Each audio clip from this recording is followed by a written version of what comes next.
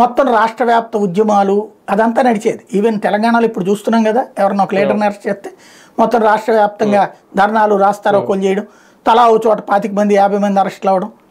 ఓ రకంగా వాడిని జైల్లో పెట్టాళ్లే, ఈడి మీద కేసు పెట్టాళ్లే, మనకేం కాదులే అనుకుంటే టోటల్గా వైఎస్ఆర్ కాంగ్రెస్ పార్టీ వాళ్ళు విడివిడిగా జైలుకి వెళ్తారు. చావోరేవో తేల్చుకోవడానికి అనేటటువంటి ఒక సంఘటిత తత్వం వాళ్ళకి రాకపోతే ఇదే నడుస్తుంది. అట్లాగని పోసానికి ఇష్టమొరలేని దీంతో అంటగట్టకూడదు.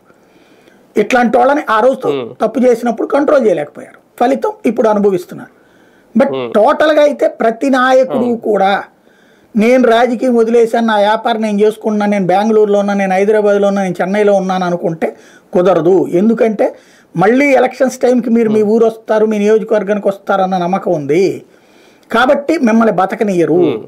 మీరు బతకాలి అంటే పోరాడాలి అనేటటువంటిది వాళ్ళు తెలుసుకోవాలా, లేదంటే వాళ్ళ కర్మ అంతే సహజంగా.